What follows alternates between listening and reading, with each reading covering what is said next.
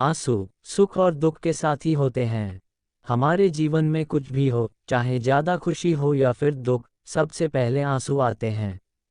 आंखों में आंसुओं के आने की दूसरी वजहें भी हो सकती हैं, जैसे आंखों में एलर्जी या जुखाम।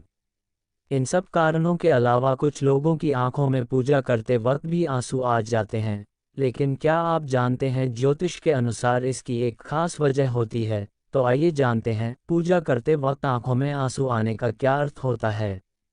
शास्त्रों के अनुसार अगर पूजा के समय आपकी आंखों में आंसू आते हैं तो आपको समझ जाना चाहिए कि आपकी प्रार्थना ईश्वर तक पहुंच रही है और वो आपको कोई संकेत देना चाह रहे हैं। पूजा के समय आंसू आना इस बात का संकेत है कि आपका मन शुद्ध है और आप पूरे अंतर्मन से भगवान का ध्यान कर रहे हो। इससे आपका सीधा संपर्क ईश्वर से हो रहा है। पूजा के समय आंखों से निकले आंसू इस बात का भी संकेत देते हैं कि आपकी पूजा सफल हो गई है। इसके अलावा इसका एक अर्थ ये भी है कि भगवान आपको संकेत दे रहे हैं कि जल्द ही आपकी परेशानी खत्म होने वाली है। परेशानियों तो सभी के जीवन में आती रहती हैं।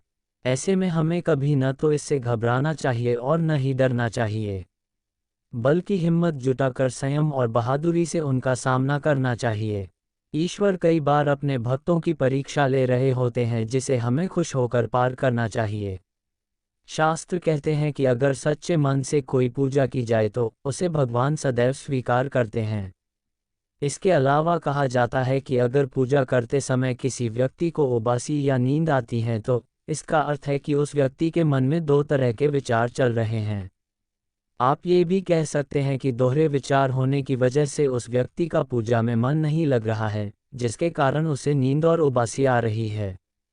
ऐसे में ये एक नकारात्मक संकेत हो सकता है। ये इस बात का संकेत है कि हमारा मन पूजा पाठ, धार्मिक ग्रंथों और आरती में नहीं लग रहा है। नींद और उबासी के साथ अगर शरीर में किसी प्रकार का भारीपन भी महसूस हो तो समझ जाना चाहिए कि कोई न कोई नेगेटिव एनर्जी आपके आसपास मौजूद